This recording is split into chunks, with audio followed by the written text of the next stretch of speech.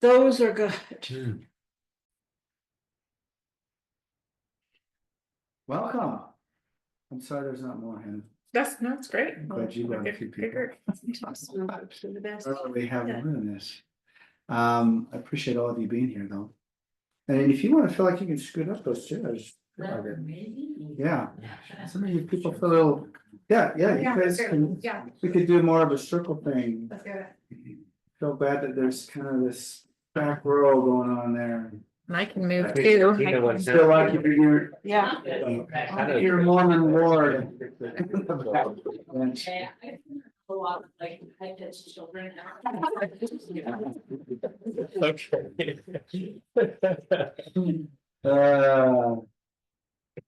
Well, we're gonna do something for that, that'll help. Calm everybody down, get us in the mood for gracing. Jay, just check with the Zoom participants if they can hear, because I'm not getting an answer from them. Can you people in Zoom here? Okay, Just have them answer my. put up the thumbs up or tell Jane. Thank you, Jane, They can for, just answer in the chat, but. okay, or you can answer in chat. Thank you, Okay. to our Zoom audience too, and They can thank you, now. Jane, for monitoring that, my good wife. Let's see, and Rob, wherever Rob went, the Spanglers who aren't present in the room, this is their home, thank you to them. Jana is not feeling so well, and Rob is off doing something just a minute ago. Thankful for Hannah being here, thank you. My pleasure. Your husband and your good friend coming. Super excited to talk about the book, Gracing. Well, as you can see, many dog ears. It's one of those books that I found you can just pick up and open up. I mean, I didn't read it that way, but it is one you could just do that and find something useful, I think, in it that could be helpful for your life or touching or depressing. But no, I'm impressed. You're quite a good writer. Is this your first book? It is, yeah. It's amazing. There she's right there. So, and here's our little girl tonight, as it is. Anyway, so I'd like to start out by playing. So last month when we met with Mitch, which is really cool, we talked about his book, Front of the Devil. Really remarkable. You can go on my website and find out more about that. And you can listen to some podcasts, just like you can with Hannah. I've got some podcasts and resource materials, her bio, all that kind of thing. So let me bring this up. Mitch did this really cool chant. So Mitch does a lot of things. He's a creative artist, but he also leads meditation, mindfulness groups, and things like that. I've done a number of things with him, but he did this really beautiful chant that I would like us just to get settled in and get comfortable here. In your spot, and then as you feel moved, please sing along to this. This is just humming. It's by beautiful chorus. It's called Faith's Hymn. So for Faith Again, it's a good one. But I think you'll find it very, just a beautiful thing to kind of, as we do it together, this kind of chant, hymn, humming. So yes. Back to you. Oh, I don't want to be on there. Well, Okay. for this portion, Okay. it's better for the Zoom. All right, here we go.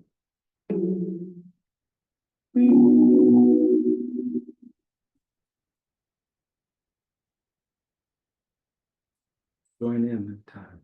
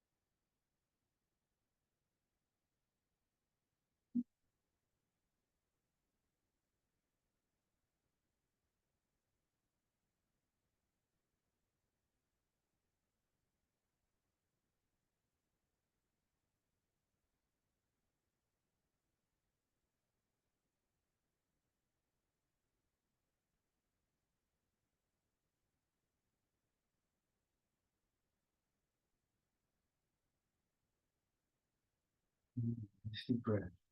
Thank you. It's not bad. Oh. Do you mind? Offering the hand? Yeah. Want to come in, Jack? Go ahead. Our Father in heaven, we're so grateful to be here together tonight. We're so grateful to explore these concepts, to explore concepts of faith and grace, and grateful for Hannah and for all her good efforts and for the time she spent exploring these topics. And we ask the blessing that our hearts will be open, our minds will be open, and that we will all be open to thy guidance and promptings. And I'm grateful for our hosts and for Jay for all the effort he puts into bringing us together. And this we say in the name of Jesus Christ. Amen. Amen. Thank you. Come on in, Giles. Welcome. Hannah, you trade me places? Yeah. Oh, thanks. Good start. So I met Hannah at Compass Gallery down in Provo last year. Compass, I think at that time was launching the next issue of Wayfair. Yeah. And I think you did a reading that you had in that issue or not? No, Not at that time? one. She does have a beautiful piece that's kind of based off that, right? In one of the Yeah. Wayfair Mhm. issues. Yeah. So anyway, I can't remember how we got to talking, but I like the title of that book, and as I said, I like the book a lot because I've dog-eared it like crazy. There's so many interesting things there. As I mentioned, Hannah's a biologist, and more a mother right now, right? Primarily. Mhm. Was a writer, that's why she has the book. Are you writing something else? Not yet. Kind of exhausted you. Yeah. Take a break. Yeah, yeah, Heather might talk about this a little bit. I kind of wish she would. You do have kind of a chronic health issue that arises, and so particularly grateful that she made the drive up here because she does have to conserve energy for events like this. It's taxing on her, so grateful that you're willing to do that. So with that, let's just dive in. All right. And I'll let you take it away. So Awesome. if you have questions for us, or we're, Yeah. as much as a conversation, Right. that's what it's, you don't feel like you have to, present, lecture, present, or. Nobody Yeah. wants that. So thank you so much for inviting me, and thank you to the Spanglers for Yeah. having us here wherever you are. So, yeah. This The is, Spangler. thank you for having me this year. Appreciate it. So sorry. Oh, That's all so right. Hope sorry she she's feels sick. better. Yeah. Tell her that I've enjoyed learning about her work, and I'll look forward to meeting her another time. Yeah. Yeah, so like Jay was saying, I do have a background in biology education. That was my educational background. And then since then, basically been a full-time mom raising my kids, but I love exploring ideas. I love faith. I love science. I love motherhood. And so I tried to bring a lot of those aspects into my writing. Yeah, and like Jay mentioned too, I've dealt with some autoimmune disease for 20 plus years. And so that's been a little bit tricky. And I think I've heard the idea that a lot of times when people are writing a book, that there's a question that they're trying to answer, that they're kind of wrestling with. And I think for me, it was, what does grace look like? And in particular, with some of the autoimmune stuff, I had this vision in my head of like a Mother Teresa type of a person who was just out there serving the poor and loving, and kind of in my own community, it was like, the people that go out and shovel the snow and bring the lasagnas and do all of those kinds of things. And that's kind of what a religious life looked like to me. And I wanted to live a religious life, but I struggled to do it in the body that I had. And so I was just exploring this question of, what does grace look like?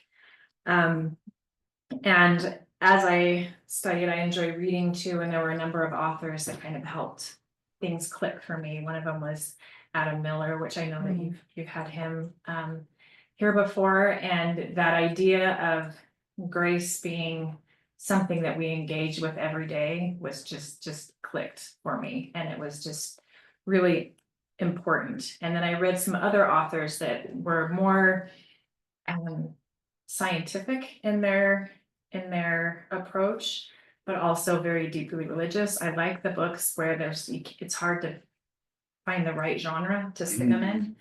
And so these ones that kind of cross boundaries between the scientific world and the religious world, somebody like Annie Dillard is a beautiful writer, and Robin Wall Kimmerer, who writes, she's a Native American botanist, and so she talks about reciprocity and the interconnectedness of us all, and also just has a very scientific mind about how plants work, and she observes them so closely. I think she wrote a book all about moss, and I haven't read it yet, but I Running would, Sweetgrass is the one that she's known the best for. Yeah, Gorgeous. Would it be right to speak just a little louder? I have it. sure, yeah. If I We start think getting you should- quieter. That's all then right. No, just- I'm all right. It's here, but it, yeah. Okay, yeah, thank you for saying something. Mhm.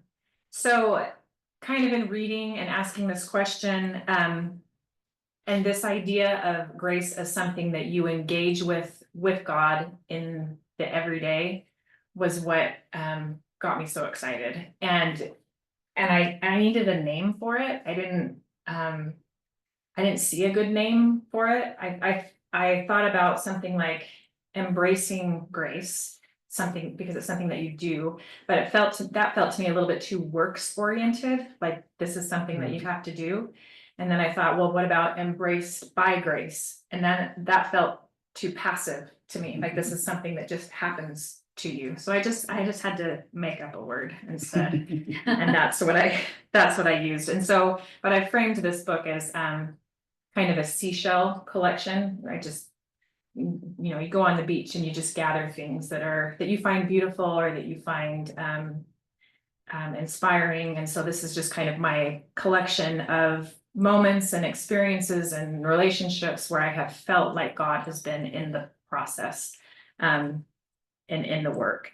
And so as we started, I just kind of wanted to have us think about like what does grace look like for you? And rather than having it be some kind of a theoretical or abstract idea, I was hoping we could think about some really concrete, Jay used the term flesh and bone the other day, just something real flesh and bone, an experience that you've had, a project that you've worked on, something that you've done where you felt like you were engaged with God in the work. What does that look like for you in your life? And I'd love to hear some thoughts on that. Are there any images that come to mind?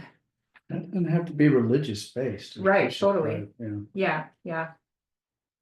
Well, and so that's an interesting question too. If it's not religious based, what does it look like? If you're feeling like you are engaged in the work with God, but it doesn't feel religious, what does it look like?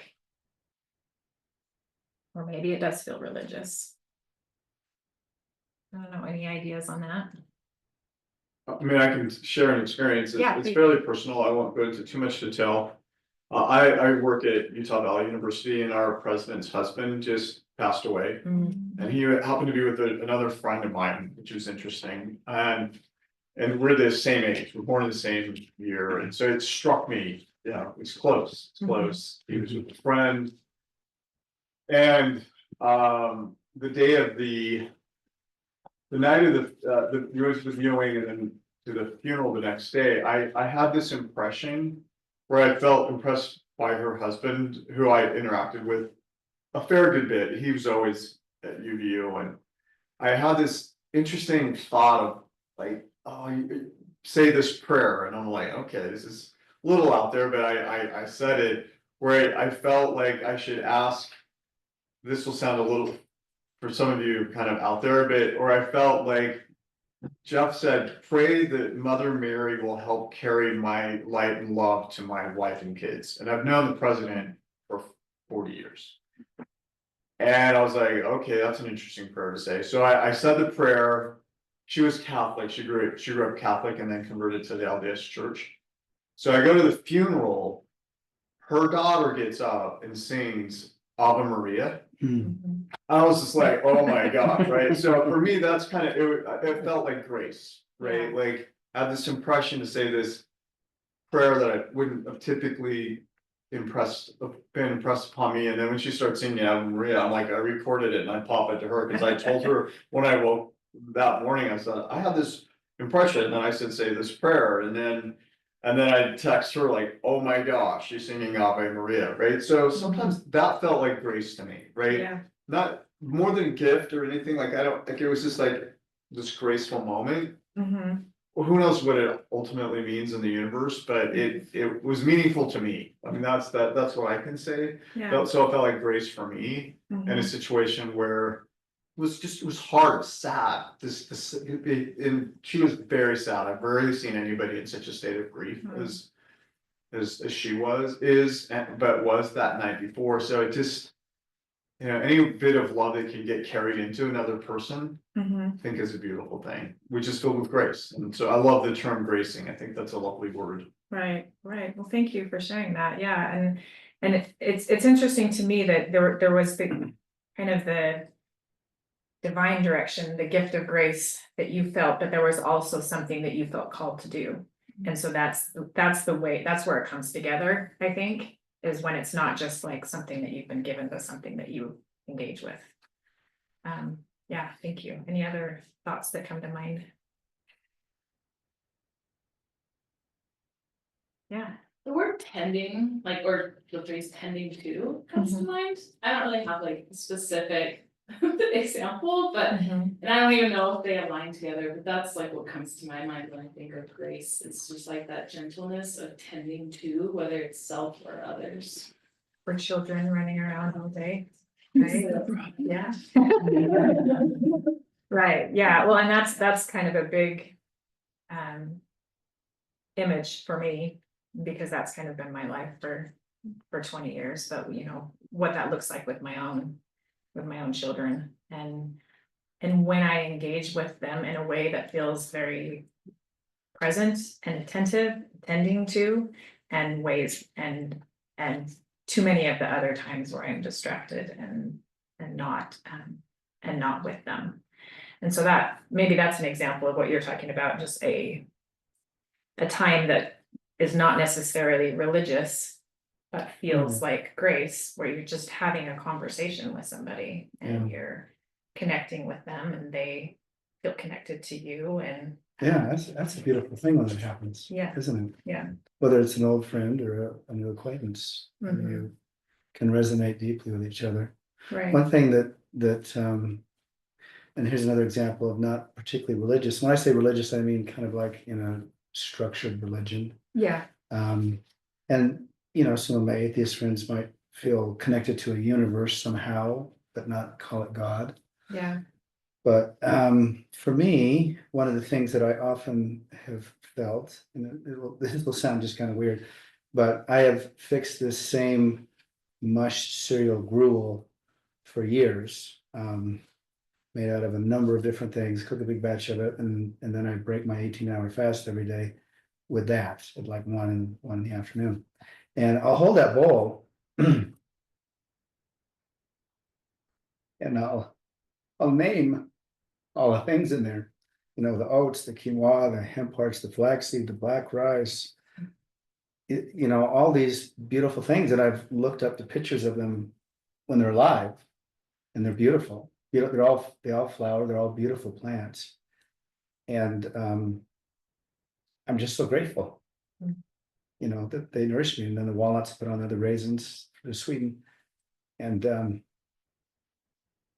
I feel God's grace. Those were things that lived, that sacrificed, that I can live.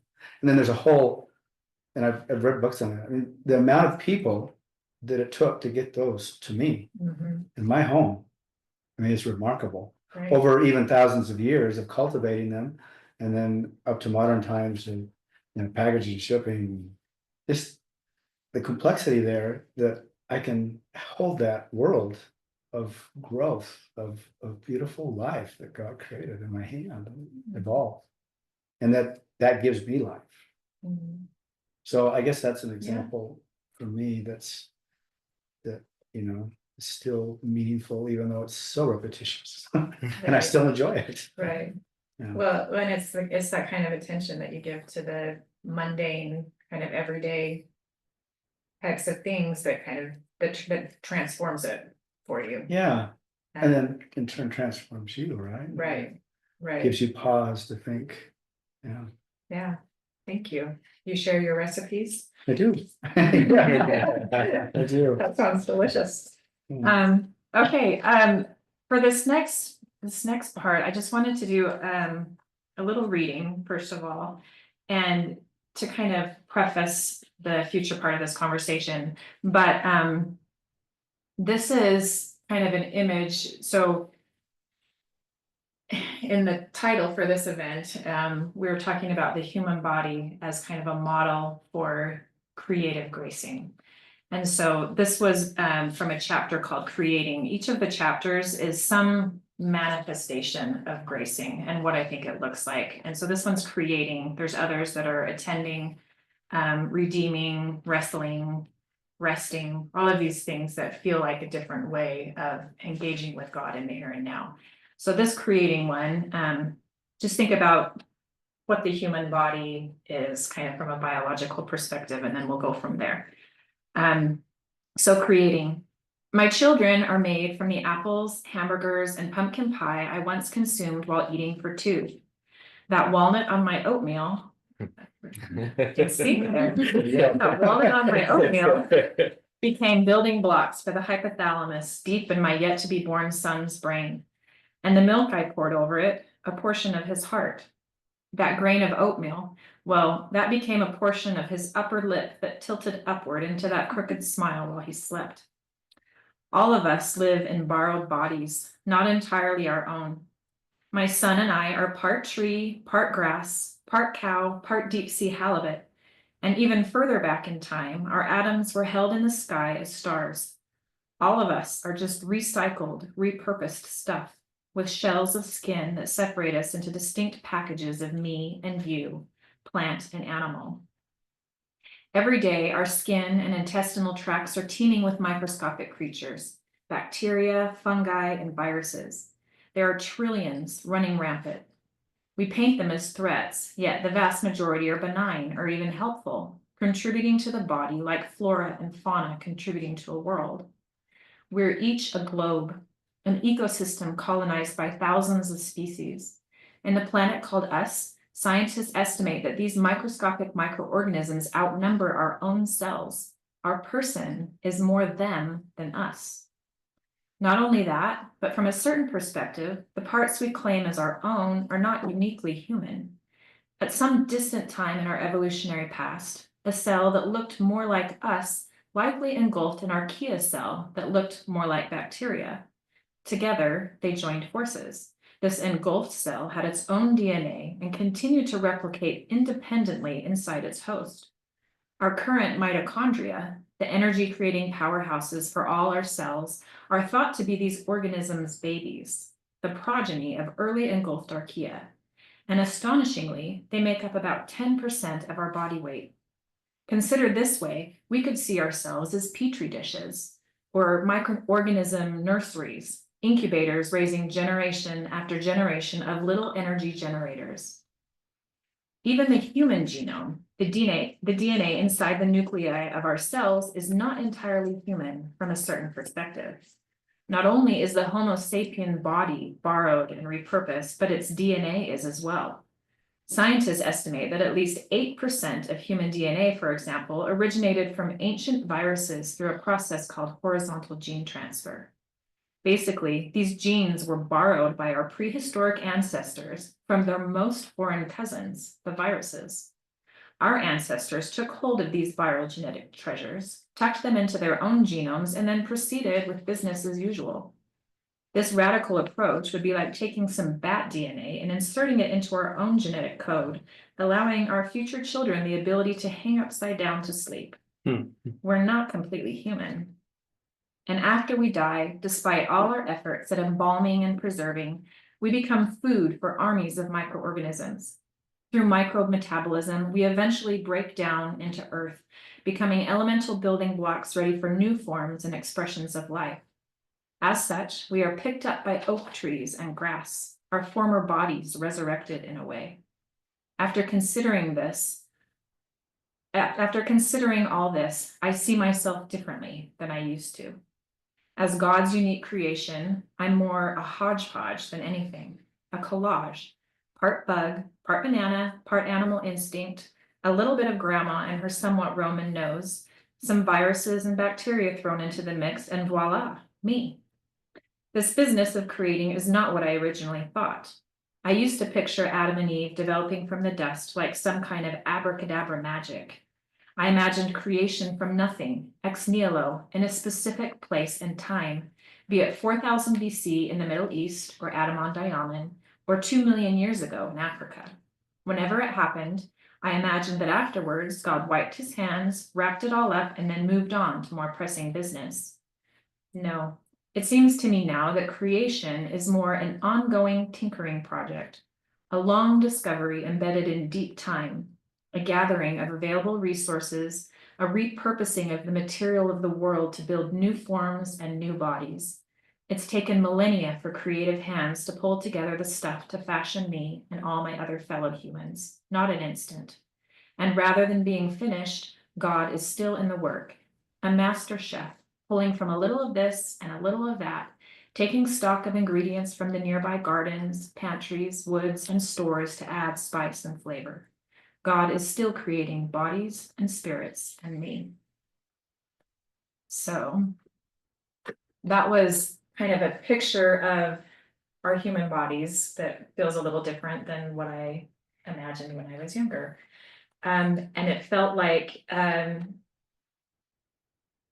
creation as a collage and as a kind of a makeshift thing that we're doing with God, rather than kind of some pre-designed forms that we're supposed to be doing. So there's an author, an English author, Dorothy Sayers, who talked about how living a grace-filled life does not just involve obedience and saying yes or no, or I will or I won't.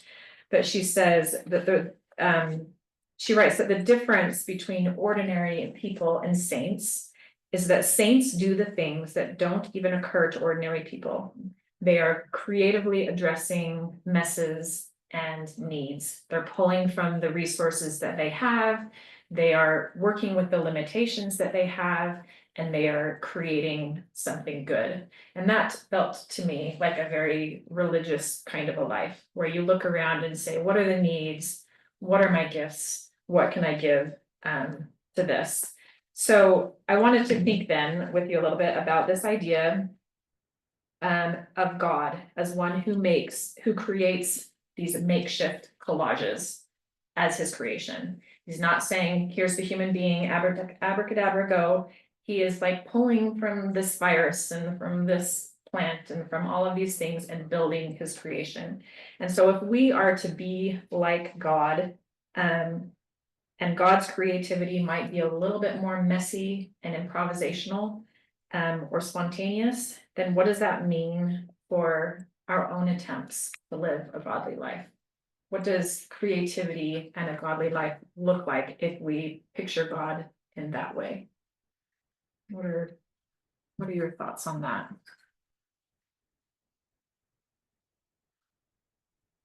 Repeat the question. Yeah. So if we're picturing God as somebody that does kind of a messy type of improvisation in creation, what does that mean for our own attempts to be like God?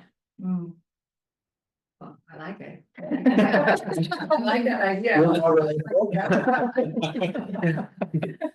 I think we get very hung up on the idea that we need to be perfect, when really we know it's just striving for perfection, but Failure is inevitable. I wish we could rebrand failure because it's just learning, right? It's inevitable, we're going to do it. But we beat ourselves up that it's not exactly the way we think it's supposed to be. So I think that framework would allow us to offer ourselves a grace, not just giving it to other people, but be gentle and generous with ourselves as we fail. Right. And learn, fail/learn and progress. Right.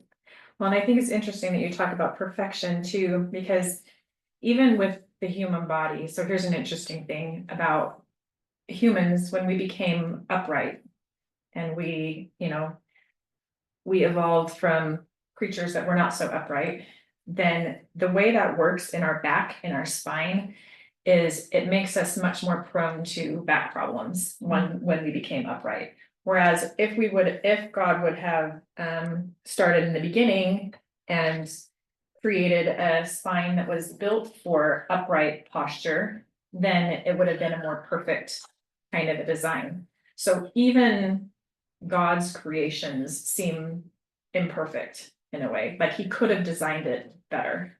She could have designed it better as well, right? And so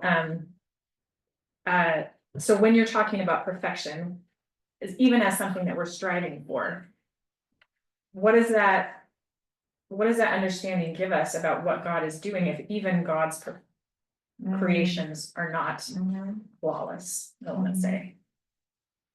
I don't know. You put the Yeah. wrong address. I don't know, everybody else got here. I'm just saying. Look over it after. Blame it on the map. Blame it on the map. So part B. Happy to the have you. Additional prompt is, Yeah. then if God's creation is imperfect, then maybe we could approach it with a sense of whimsy and creativity and enjoy it more instead of always feeling like, oh, it should be this way and I blew it, or just more curiosity, more fun, more pleasure, more presence, more exploration. Right. Delight. I love so. More grace. Yeah. Steve Peck is a biologist. I love him. Yeah. He's all right. But yeah. He's been here before. It's See, great, yeah, he's great, but the way he I was gonna talks bring him about, up. the way he talks about God's creation feels very much like God is delighting in this. Look at the whale, look at the giraffe, this is so fun, just. Yeah. My son is his research assistant. Oh, awesome. That's so cool, yeah.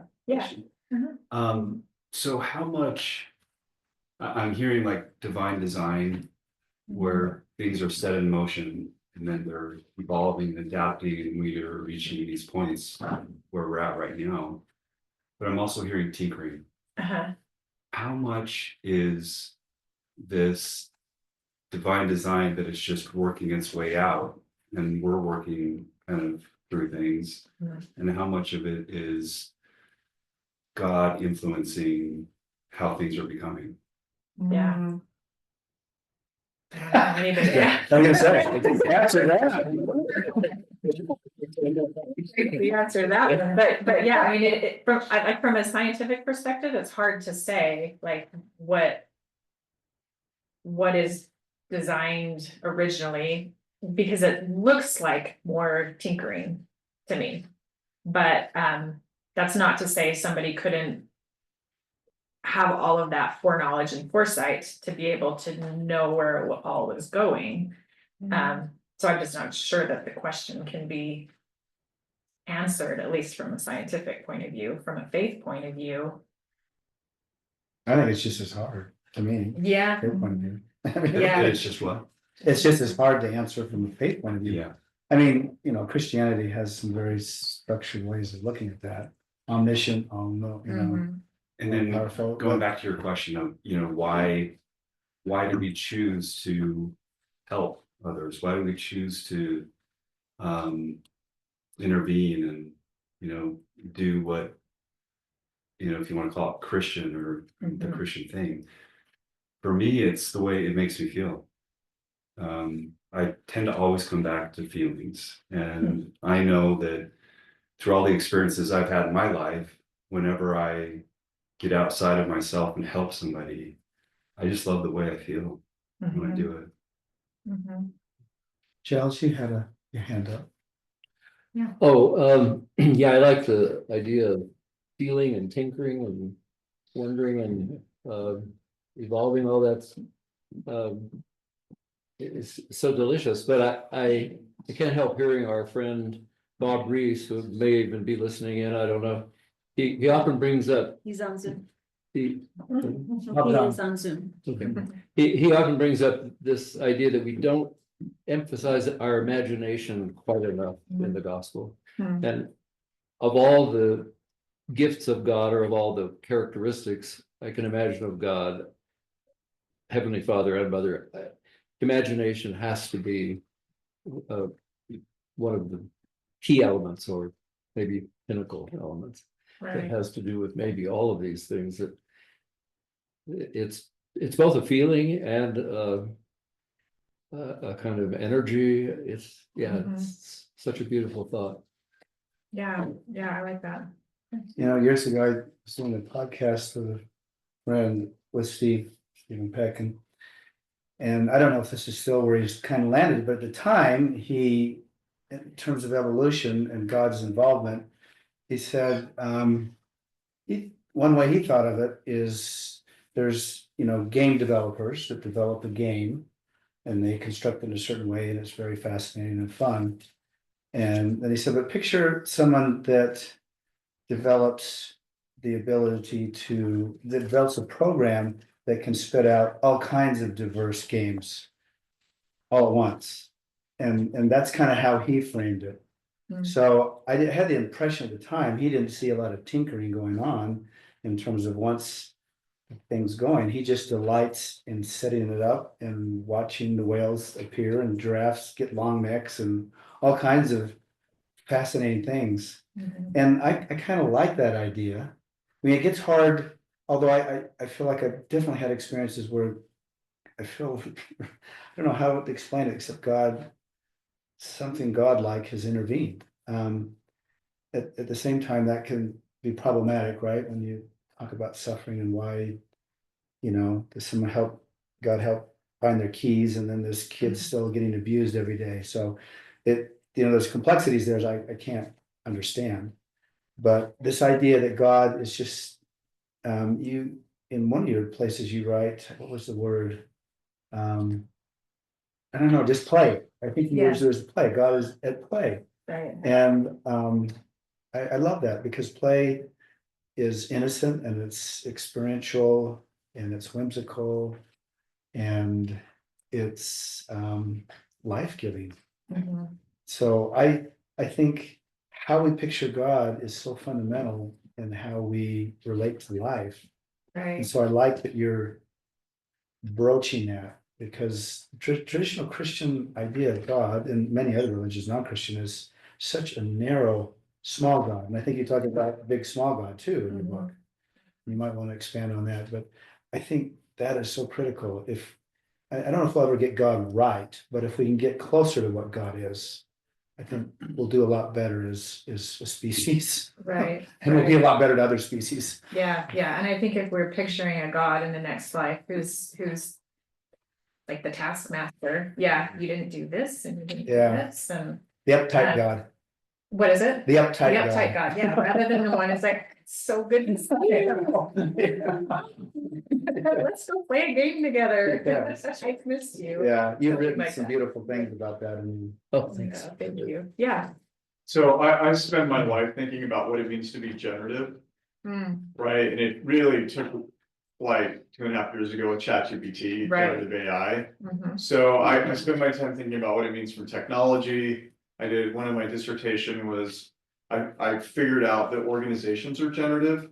Okay. The same kind of generative structure of language plays out in organizations. So syntax is like governance, and semantics are like resources, and they interact mathematically to create an infinite set of outcomes. So the cool thing about something that's generative is that you just take some syntax and semantics and they mathematically interact, like sentence structured grammar and some words, and you can create an infinite number of outcomes. Okay. You've never thought of or Yeah, yeah. conceived, right? Like if I throw out the sentence, if I throw out the word, make a sentence with pink, zebra and snow, anyone in here can do it. And you all come up with a different sentence that nobody was reinforced in the 3rd grade with a Twinkie to say, right? It's like, Yeah. it's this extraordinary thing, right? You just Yeah. take some elements with some structure Mhm. and you can create an infinite set of outcomes. And like literally there is no system, no biological system, no chemical system, no even quantum computing, which I'm leading some efforts on. Literally every single thing in the universe is generative. And some number of elements that are structured in some way can create an infinite number of outcomes. I love that, and just kind of thinking back to biology again, you know, in the DNA code, we've got 4 nucleotides, you know, A, T, C, and G. Yeah. And you get all of this variety and potentially, you know, more yeah. that's coming, right? We don't know, but starting from 4, which is crazy. Yeah, So it's a beautiful thing. So we live in Yeah. this generative world. So God creates structures and some elements and kicks them off, and then we kind of interact with each other, and from time to time we interact with him and her and spirit and yeah, get nudged a little bit more, and family systems shape up and community systems shape up, and our biology is a reflection of the community, and it just kind of all dances together, right? And who knows where it's gonna land? Like, that was my question. Where does it go? Based on this? I think in 200 years, there's gonna, like, I think we're gonna end up looking much more like we did 1,000 years ago, 2,000, 110,000 years ago, just the way demographics work. I think we're gonna be a much darker looking folk in 200 years from now. Cause Is that only because Trump won? Or? yeah, right. It's like,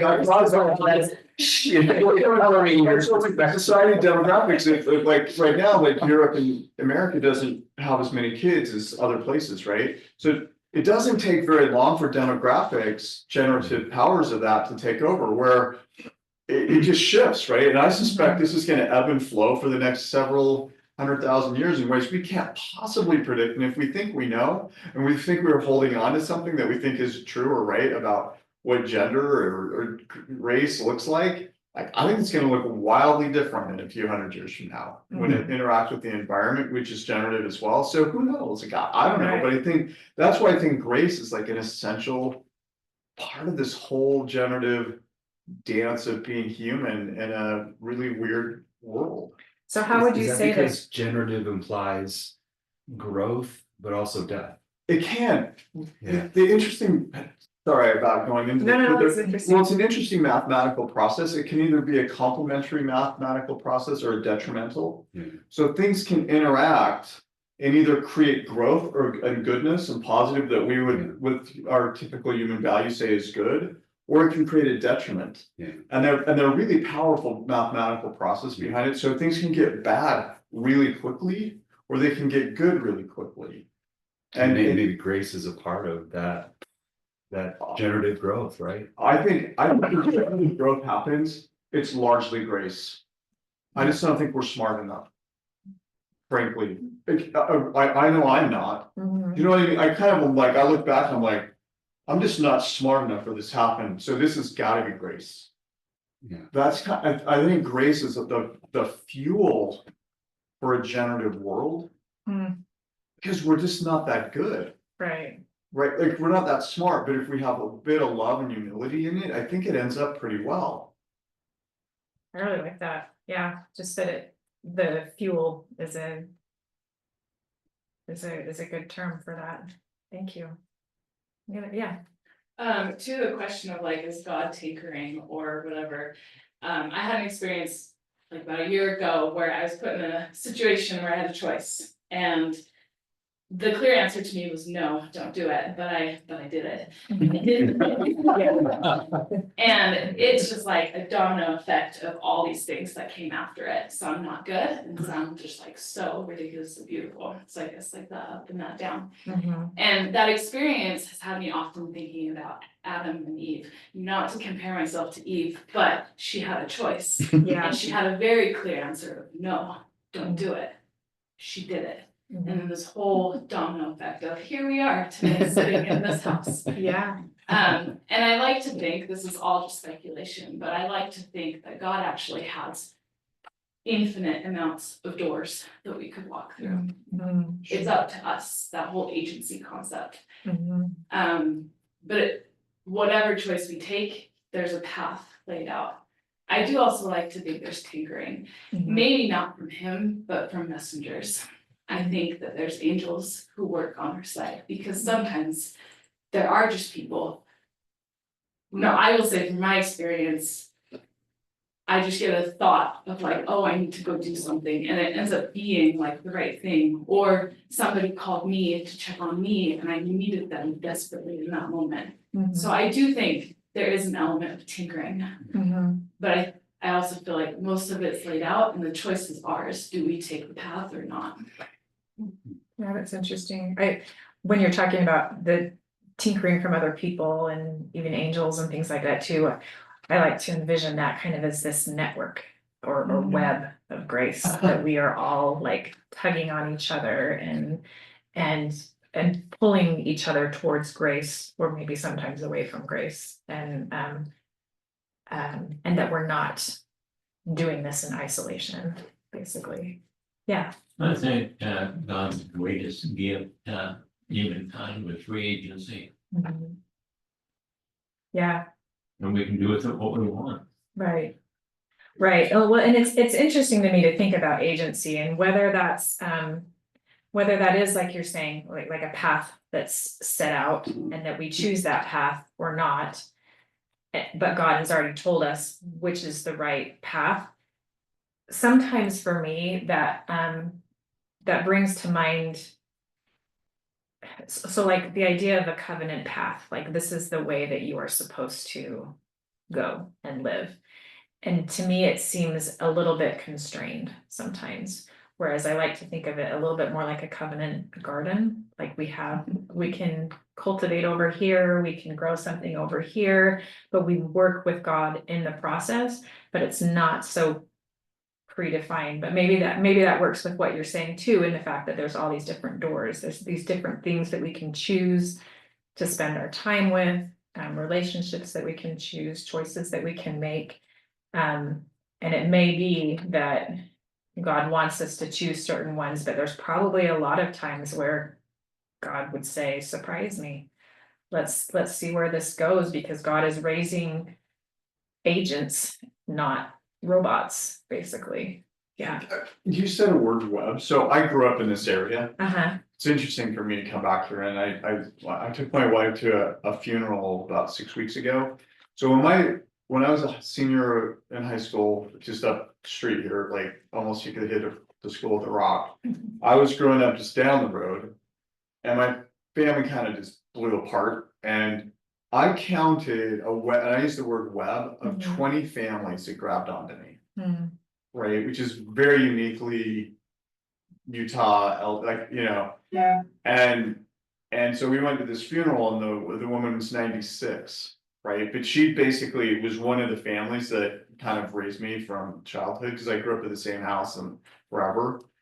And I just think of the grace and the webs and the nudge of 20 families like grabbed a hold of this wild and crazy kid and helped me figure out a way through life that's been frankly really fortuitous. But it could have not happened, right? Like these people could have not had me over for Sunday dinner, or knocked on my door, or pulled me away from something and pushed me into, like, I mean, it was like an army of humans, like, descended on me for a handful of years. And it's extraordinary. And I'm often, and the older I get, the more remarkable it becomes to me. Like I didn't earn it. It just happened in this remarkable community of folks just around this area.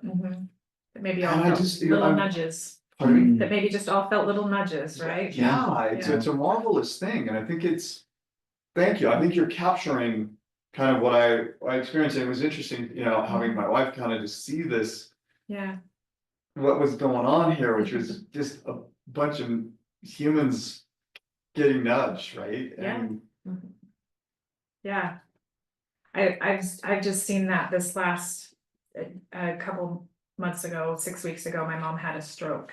And it's been a similar kind of a thing to see so many people from different areas come in to help this one person that I love, you know, just I've been able to be with her because my husband's mom is helping me with some things at home, getting caught up so that I can be there. And then you have all of the medical team, and then you have everybody in their ward and all the different family members and their other family members that are picking up slack so that they can be here for my mom. And it's just really a beautiful interconnection, a beautiful web. So yeah, I love that. Yeah. I kind of feel like grace is something that fills gaps. And there can be gaps of any sort. And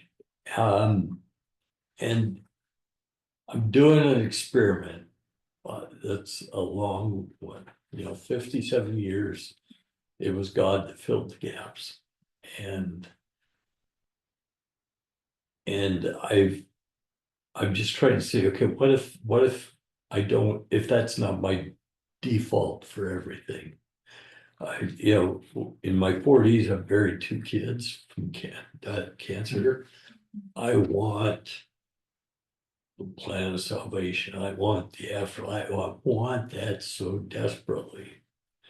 But I want to look at what does fill the gaps and not have the default be God. In my interaction with someone, when they've got a gap, whether it's an emotional problem or a physical need, how do I respond as that expanding foam that can fill a gap? And what do I get in life that does that for me? And I'm not on the path to being an atheist or trying to be one, but I'm trying to be disciplined too, and not just say, oh, that's God, because sometimes it's my neighbor. Yeah. Sometimes it's my wife. Sometimes it's just, I don't know what it is. And for what that's worth. Yeah, I know. That actually brings up a question I was thinking about is how much of grace is somebody being in a state of surrender to God, and when you're doing something for somebody else, you feel like you're doing God's will, or how much of it is you just acting because you want to act and it feels good and it feels right. Yeah, I mean, that's kind of $1 million question, but for me personally, it feels like, there's this talk about what our true self is, right? And that we put up barriers and we have our ego that gets in the way. To me, the truest inner core part of ourselves is the part that is connected with God. And I think you could also say connected with, if you don't say God, connected to that flow in the universe, something, maybe the good generative type of force in the universe, connected with that part, then it's a union between you and that force, between you and God, that is doing that good thing and responding in that good way. And I think sometimes we think about like, well, is that us or is that God? And I think when we are in this mode of gracing, when we are in that lane in the web, Dance. in that dance, You yeah. use When you're that in your that book. dance, it's the same. It's both of you. You're in union together. That makes sense, because it seems like we are, whether we're designed this way or whether we have evolved this way, it seems like we are creatures meant to carry a load, meant to carry a responsibility. And that we are more ourselves when we are taking up that cross or that responsibility and trying to push it forward. Right. And that brings to mind too, this idea of that's called cheap grace theologically. That's basically this idea that you accept Jesus and you are saved. And I've already been saved. And then, but the question then is, if you have done that, if you have accepted Jesus, if you are unified with Jesus, how does that change you? How does that transform you? How do you engage with your neighbor differently than you did before? And that's the point of grace, is that it is not that it saves us for some future thing, but that it saves us in the relationship with our neighbor in that moment. And that's the point of it. So, any other thoughts on that? Yeah. Maybe it's lightness or whatever, but I fall off the wagon all the time, but I don't try to lose sight of the wagon. Yeah.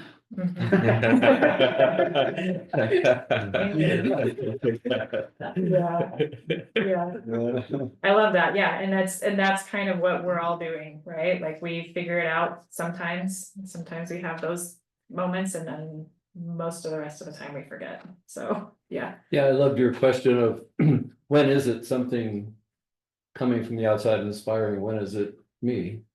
And I love Gerard Manley Hopkins' description of the just man. The just man justices. He acts in God's eye what in God's eye he is, Christ. Yeah. And to the Father through the features of men, faces, and so on. It's the idea that we are divine, right? And it's that divinity we're trying to work our way back to. Yeah, I have It's that a poem in beautiful here. You do, yeah. Yeah, I quoted that poem in here. Oh, the poem's in there? Uh-huh. Well, I'll buy it. So. That's funny. I Yeah, think the idea that God is manifesting themselves through us, right? Yeah, And right. again, you use different analogies throughout your book about the dance or the relationship that we have with God, but again, it's always unfolding, and that's where you began. What's the character of God? Where Joseph Smith began. It's so critical. I mean, again, if God is this rigid, static thing, that doesn't sound appealing to me, and it's hard to have a relationship with something like that, right? Right. But if God is, like you said, playful and a little messy and maybe even evolving, then that's something that we can buy into. I've told people over the years, I don't need a perfect God. I just need a perfect God that's doing their best. I mean, I feel that strongly, that Right. I don't need a God that doesn't ever make a mistake. I just want a really good intentioned, perfectly intentioned God, maybe. Right. Well, and I do think that we talk about the perfection of God, but the word perfect in the scriptures has much more to do with wholeness and connectedness. And that's kind of, that the whole idea of being connected with God, being whole in relationship rather than flawless, right? Yes. Because flawless, like I don't know what that looks We don't like. see that. Yeah. Thank you, this is so inspiring and insightful. So my hobby to keep me sane is I spend time studying the first 300 years of Christianity. Oh, All the way up to Constantine before it became a corporation. You say, sorry. Yeah, the first 300 years of Christianity, wow, if I take this away with magic wand and go back in time, like that's where it was marvelous, right? But what strikes me as I dive into this is how much these early participants of Christ loved Jesus. It's palpable in the language and in historical references of it.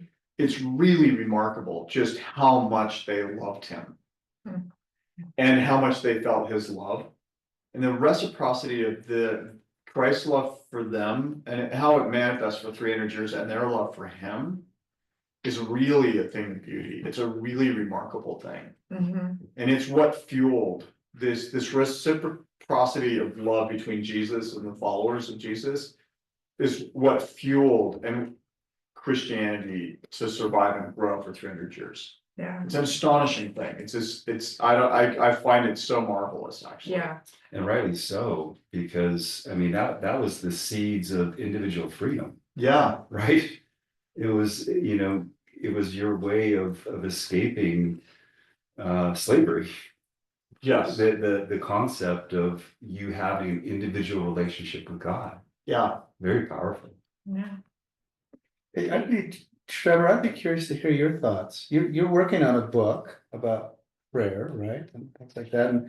And you come from a different tradition, still are in a different tradition, faith tradition. So I'd be curious to hear some of your thoughts about. I have a lot of thoughts. Well, I mean, What is your faith tradition, if I could ask?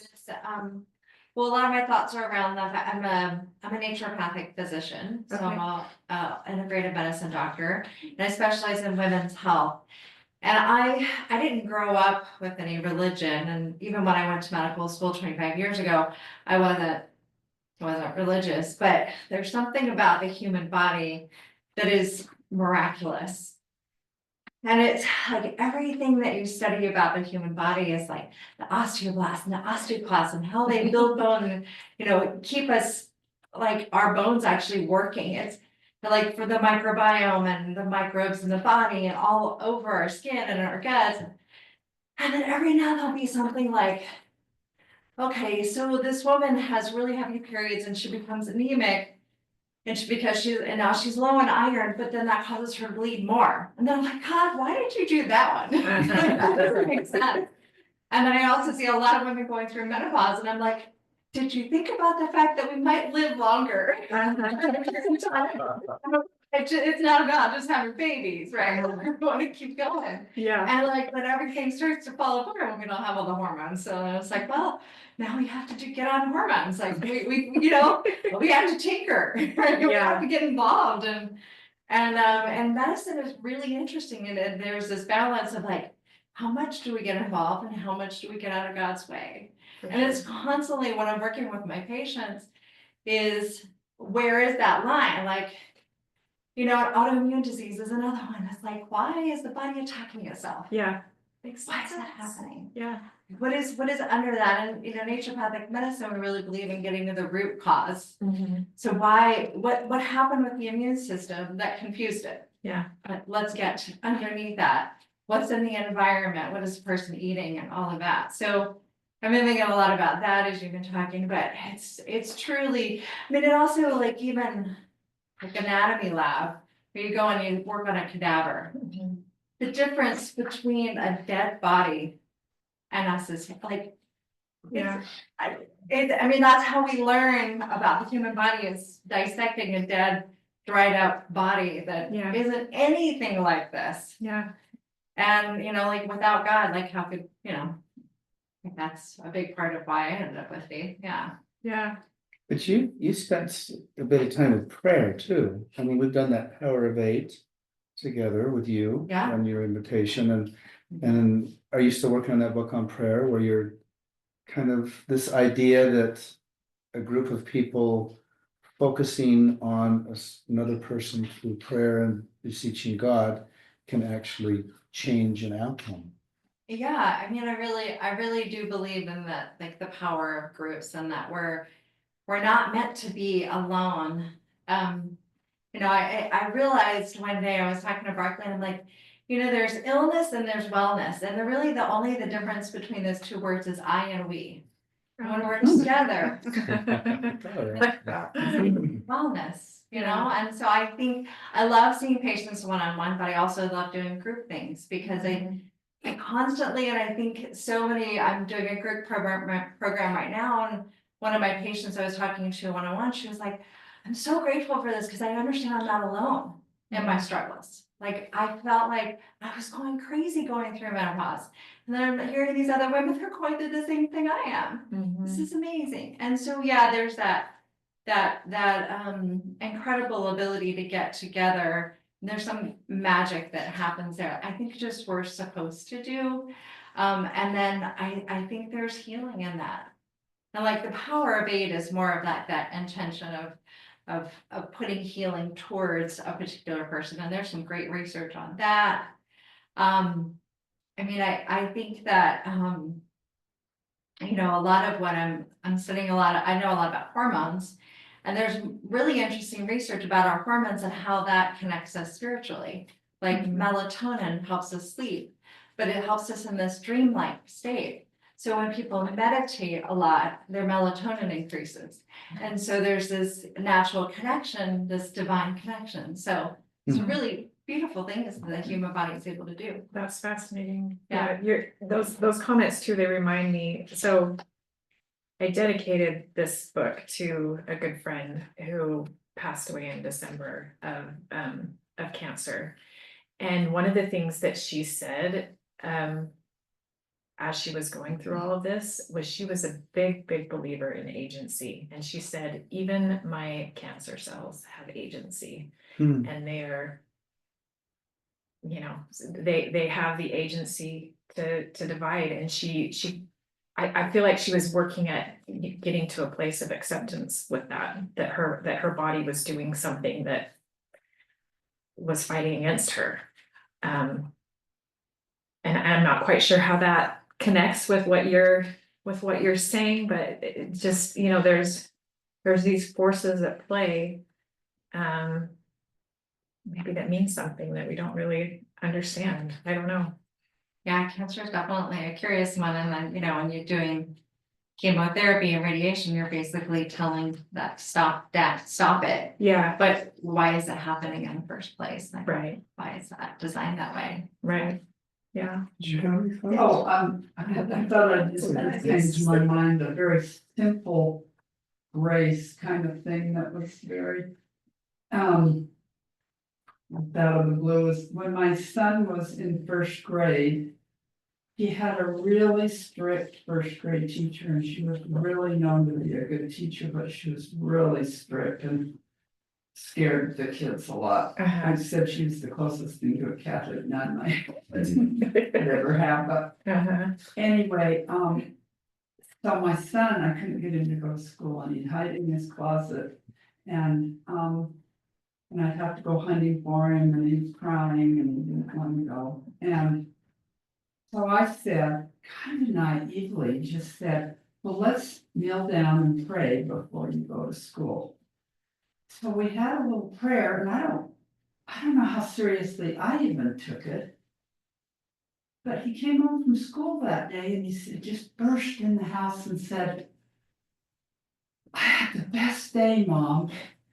And I was just like, oh, wow, nice. That worked. And so then about 2 months later, I was talking to his teacher, and I said, I told him, and she was not of our faith, and which means nothing, but I'm just, and because we tend to think sometimes you have to be of one faith to get. Anyway, and she, I told her that we had this prayer that he was really scared. She said, oh, that day sticks in my mind totally. As soon as he walked in the door, I had a voice say to me in my mind, be extra nice to Scott today. But I just think that's the sweetest little, wasn't complicated. It was just three different people that we're connected somehow, right? Yeah. It's beautiful. That is really beautiful. Hannah, how would you, like, someone, I'm sure you've been asked, how would you describe grace? I mean, it seems kind of a mushy, nebulous thing, right? Grace and gracing. How would you, is there a way to kind of encapsulate it in a? I get what I would say is that grace feels like a noun, gracing is a verb. And so gracing is a way of being. It's a way of engaging with that generative force, with God, with that core part of ourself. As you were talking too about love being so essential, I've kind of, since I published this, I kind of thought loving and gracing are probably the same thing. Just this idea when in early Christianity, when we're talking about how we love God and God is loving us, that is the force that compels us to do good in the world. And when we are connected with that force, then that's what we do. So So yeah, but to kind of answer your question, just that idea of gracing being a way of being. It's not just something that happens to us. It's not just something that we do. It's a way. And Christianity, wasn't early Christianity called the way? Early on, that's what that's how they referred to it, that it's the way. And to me, I definitely feel a difference when I'm engaging in whatever activity I'm engaging in, if I'm doing it in this way or in another way. What are some things you do in your life that help you stay in that mode of gracing? One thing that helps me get there sometimes is reading, especially authors that I love. Words have that power with me, I think. Being able to say things in ways that, I don't know, like I feel my heart kind of lift a little bit when I just read something that's just really beautiful, or that they just said it in this way that I'd never thought of, that's just so creative, and I love that. So that would be one. You give some lovely examples throughout the book of personal experiences that you have as a mother, as a wife, as that so to me the reading is one thing, but there's also something about your approach, how when there's problems or difficult things, you're responding in a certain way. And I love your humility. I mean, there's times that you're not responding like you would have liked to responded. Yeah. But you learn from that. And I don't know if I'm thinking of one example of your teenage son, or I can't remember now exactly, but there's a lot of beautiful moments that you interweave in your personal experience and then in your professional experience that enable you to see connections and relationships that I think are valuable.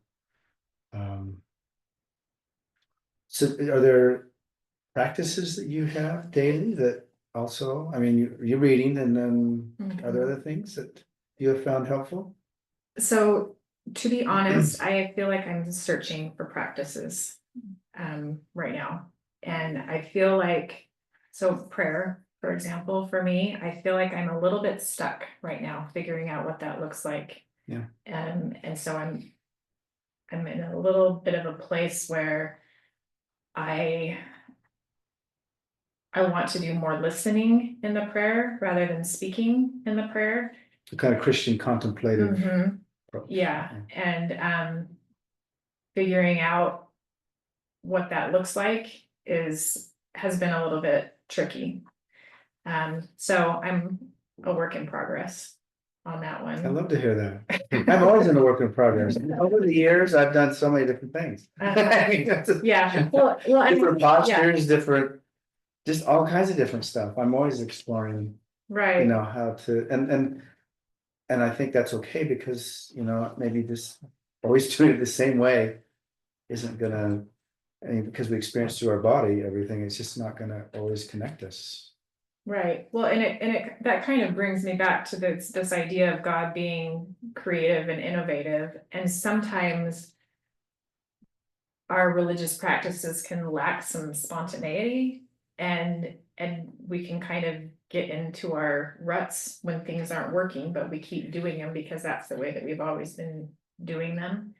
And so in that process of creativity, I think there has to be moments where you're just like, I don't know, this isn't quite doing what I think it should be doing. I got to step back and figure out how to engage in that in a different way. In something that brings me closer to that way of being that I'm seeking for. Yeah. So to me, like, religious practice should be for the purpose of helping us enter into that flow of grace. Whatever the practice is, and sometimes it works and sometimes it doesn't, and sometimes you could just do a little tweak and do it in a different way, and then maybe it does work. But it's tinkering, right? Yeah. So, yeah. I just think giving space for there to be shifts and how we do that, because I feel like in my life, I've tried to say, oh, this has worked for me in the past, so now I'm gonna do the same thing again. And then when it doesn't work, I'm like, ah, I'm broken. It's not like, I'm just not doing enough. But recognizing that as we're changing throughout our development, that we have, we just have times where some things work better than others. And I actually just finished listening to Braiding Sweetgrass, and when you were asking like, what's a recent or a like flesh and bone experience with Grace, listening to her speak felt that way. Like, I don't know, I felt like while I was listening to her, I was in communion with God, and it was so beautiful and makes me want to interact with my world in such a different way. And I think maybe 6 months ago, I could have listened to that and I would have been like, oh, that's nice. That was really good. But it didn't sink in, or wouldn't have sunk in the same way that it did just recently. And so I think just being open to recognizing that we're changing and our approaches need to change. So I love what you said about being willing to do that. Yeah, well, and that makes me think too, I wonder how often we need to be open to the idea to let other people go through that process. Like if we're too formulaic in how things are to be done, you begin by saying, dear Heavenly Father, and I mean, the little primary song about how to say a prayer, right? Like, yes, I know that, but it's not working for me in the way that maybe it used to. And so I don't know, how do you leave space for other people to explore, or your own kids to explore? Yeah. Well, I had an experience where I had read a book that really touched me, and I felt like I just kind of saw God in that book. And I just I was in bed, and I just came out of bed onto my knees, and all I said was, thank you. And I had such a rush of love and God, and it was so simple. But I haven't, and maybe I'll never have that experience again, because it kind of went on for a little bit. I mean, I felt like I got rewarded just for simple, honest, just crying, thank you. And it was just the sincerity behind it is obvious, right? It wasn't rote. Yeah, I could picture somebody saying a prayer of gratitude that was rote, and it wouldn't have the same impact that you're talking about. Like there's a way, and then there's a different way. So to do that. Yeah. I was thinking. Yeah, first of all, my small and simple things greatly. Right. But when you're talking about like how do we learn to give space for other people, I think this maybe is where a little bit of tinkering comes in, because I think about my own situation with like my spouse. We both attend the LDS church. We both have callings. We're active in it. I'm a little bit more loosey-goosey than he is. A lot more. And I don't feel that spiritual craving that I want in life when I simply attend church. I do it now by doing something Jay told me about when he came with us one Sunday to our ward. Or you didn't even tell me, you showed me by your actions of meditating during the sacrament. And I thought that was the coolest thing. So now I do that. And it helps me feel a little bit more spiritual. But my husband is like choosing to really dive a lot more into the practices, and that's his journey, and that's totally fine. Yeah. What's been hard is like the disconnect between us, because I can tell he wishes we were on the same path. But he recently had his own spiritual experience that was a very clear message of just like, let her be on her journey. It's going like everything's gonna be okay, even if I don't ever go back to entering the temple with him or whatever it is. Like, it is going to be okay. So in my mind, I think there was an element of tinkering. Because I don't know that he would have come to that conclusion on his own. But I think having that respect, I want someone to respect my journey, right? Yeah. So I should probably respect yours as well. And I was thinking of Martina, not for this, thank you for sharing that, but. You know, you do some different practices that are really cool. I mean, you put them online, they're Instagram, so. I like that you, I mean, you know, you've done moonwalks with groups, you know, you've led those kind of things to help people be more sensitive to that kind of stuff. And, you know, you'll pull a card every once in a while and look at it and read it and see how that relates. And I appreciate that. I appreciate, again, your book talks a lot about lots of, I mean, gracing is imbued everywhere, right? It's what holds everything together, this love, this curiosity, this playfulness. And, you know, for those of us who were raised in a very, you know, fairly rigid religion, that's, I think, a breath of fresh air when we allow ourselves and allow God to work through us and through lots of different people and associations and relationships to be affected and touched by God in ways that we would have not predicted or expected. Right. Yeah, thank you.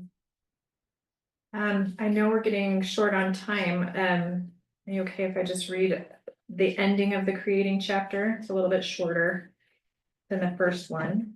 Yeah, I love your writing. Okay. It seems to me that over the span of our lives, the sum total of all our creations may look more like a canvas on which we paint than a script we need to learn, as the Latter-day Saint scholars Terrell and Fiona Gibbons suggest. Perhaps the intimidating judgment day will feel less like a final test and more like a loving God taping each of our awkward, colorful collages onto the fridge. I suspect our individual creative undertakings are not unlike God's creative process, despite the vast difference in scope and know-how. In the beginning, we are told, God moved upon the face of the waters, divided light from darkness, brought forth herb-yielding seed, set lights in the heavens, and created great whales and winged fowl and every creeping thing, using atoms from stars as his medium. The whole process required as much aesthetic sense as technical ability. Eventually, God's children were set on the earth with their own charge to create. Immersed in grace, God's people would follow suit. Moses would create a people chosen by God out of a people who frequently forgot him. Noah would create a refuge from the storm. Joseph of Egypt would create family reconciliation from estrangement. Esther would create a way to save her condemned people, as would Jesus. Isaiah would create prophetic poetry that would point to truth through all ages. And Peter and Paul would create community among a hodgepodge of Jews, Greeks, and Romans, all bound by a testimony of Jesus. In my own sphere, I occasionally emulate my creative heavenly parents, the ones who fashioned their grand creations from grass, pond scum, and stars. Immersed in grace, I gather orange construction paper, green grapes, Jesus Christ lizards, and whatever else I can find, recycling and repurposing the stuff of my little universe. I create a meaningful life from a jumble of days, order from chaos, light from darkness, and beauty from ashes. One day, I hope to find it all on God's fridge and proclaim that it was good. Amen.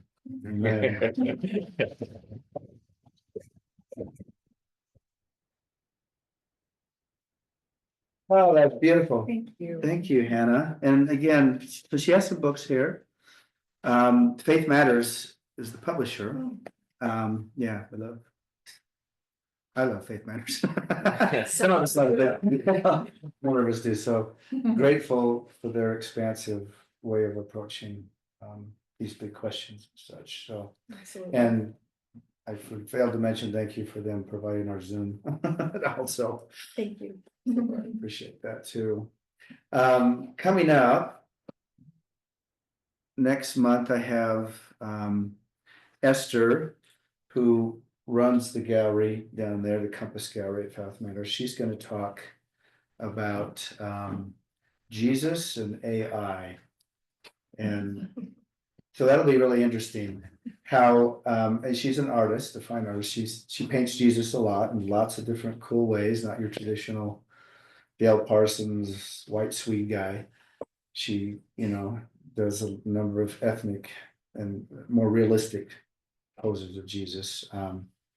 But her husband's deeply embedded in AI exploration, so Stephen is, so it'll be interesting to talk about how those things, how AI might change how we think about Jesus going forward. And it's the Easter season in April, so. Excuse me, is Stephen speaking with her? No, Oh. I assume he's coming, but I doubt he's speaking with her. Okay. He may try, but she's pretty strong willed. She's his equal, so. Let's see, let me bring this up, and then, so that's April, Esther Camderi, so it's Jesus and art and AI, how they affect our image of God. Kind of going back to what we touched on today, how important that is, how we view God. And then May 2nd, another young friend that's Martina's age, they grew up in our neighborhood, Bryn Bagley Chipman, she's quite a nice, lovely poet. She's, anyway, I'm doing a workshop with her, and she's going to do workshopping our spiritual journey through poetic writing, because she's doing some teaching about that right now. And then June 12th, we'll have Lori Lee Hall, question and answer with former LDS stake president and temple architect who is now a trans woman. Known her for a number of years before she moved back east. And then July 1st, what does a respected historian's scholarship teach us about Revelation? Matthew Harris. If you heard of Matthew Harris, he wrote second class saints. I can't recommend that enough. I mean, it will give you a whole different way of understanding how the formal church receives revelation, and it'll influence how you perceive you in revelation. But really, it's some fun stuff. So I hope you'll come, and I hope you'll invite others to come. And I so appreciate you being here, because having you in the same space and same room and sharing your stories is just super powerful. Thank you. And thanks for letting us orient us around you. You're a beautiful thing. So I asked Hannah what her favorite hymn was. And it is Near My God to Thee, right? So if you want to look that up, we'll just sing that a cappella. And then let's see. Yeah, I would love to. Thank you. Lisa. Lisa, I was gonna say Lisa, but I gotta get it wrong. It's page 100 if you're on the gospel app, the church's library app, but you can probably just Google it, and it'll come up. Because I doubt an LDS person wrote it. Probably older than that. Who is willing to lead us? Because I'm not. To start us out, especially with a cold. Anybody that feels comfortable with enough voice to get us started? Thank you, Jane. Near my God to thee, nearer to thee. He that will be the cross that sent me. Still, so shall be.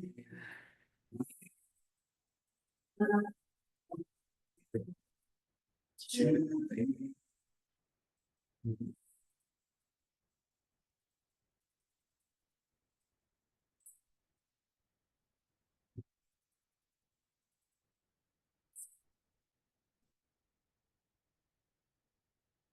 No. I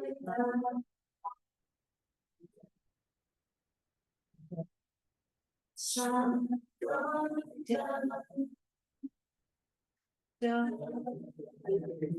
See.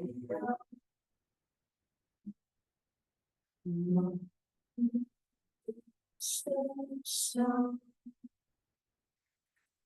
Yeah.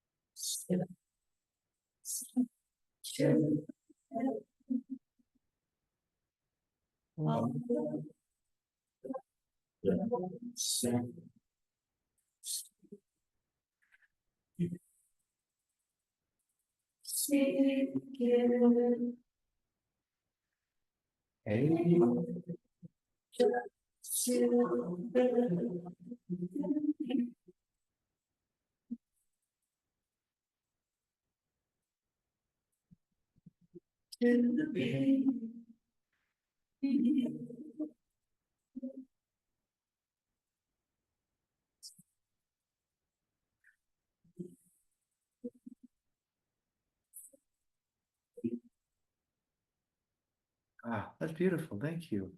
I love that acapella. And thanks Rob and Jana for hosting us again. Lisa.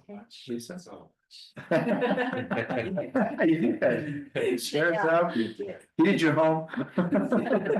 You're welcome, guys.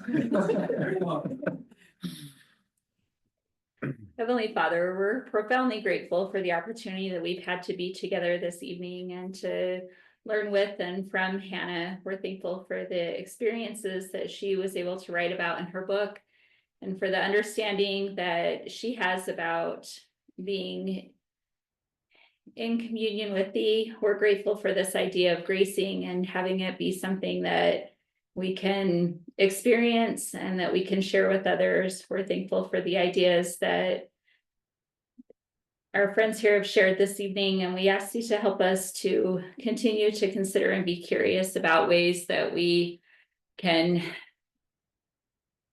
function in gracing. We're thankful for all of the ways that we have been given opportunities to expand our thinking. And we say this in the name of Jesus Christ. Amen. Amen. Thank you, everyone. Thank you. See with you. It's a great curtain. Yeah. That's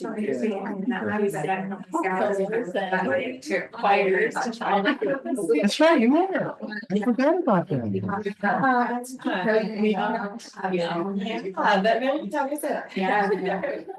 It's such a nice space. I love Yeah. I think her book was a little interesting. Yeah, right. And I often would